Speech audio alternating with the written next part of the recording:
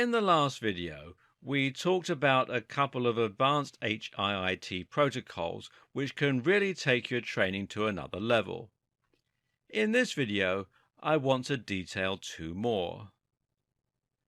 The first one is Fartlek.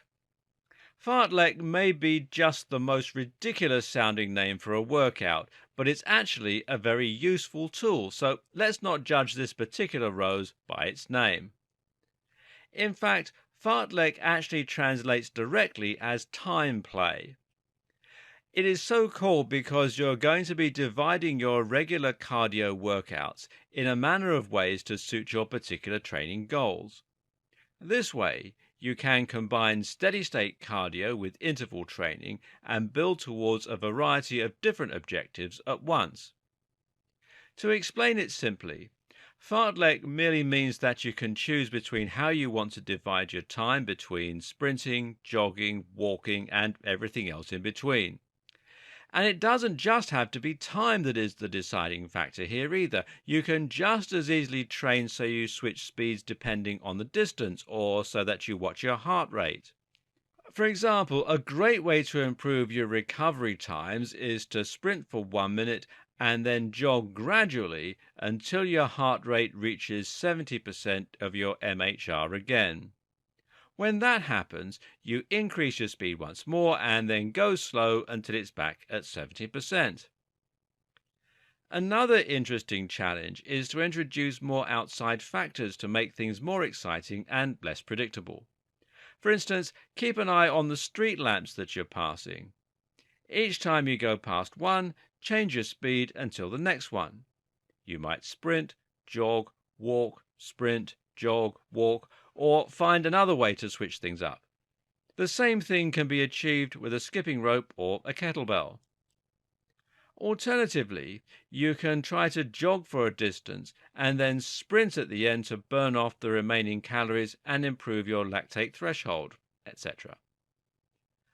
Finally, one that I find particularly enjoyable is something I call anabolic running. Here, you simply sprint for 100 meters, walk back, and then sprint the distance again. This also has the advantage of letting you perform a very intensive cardio workout without needing to travel a long distance, because you don't always have the luxury of being near a beautiful scenic park, and sometimes you need to stay close to home. Finally, there's Metcon.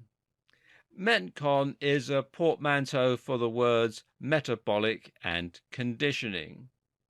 As this might suggest, Metcon is a form of workout designed specifically with the goal of helping you to strengthen your metabolism in order to improve your energy efficiency, resting metabolic rate, and generally your ability to turn food into usable energy.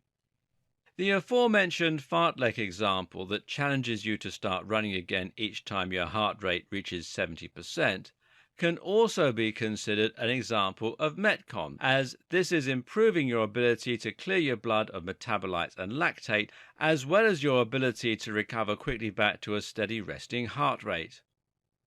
This is a good example of Metcon as well as a form of zone training.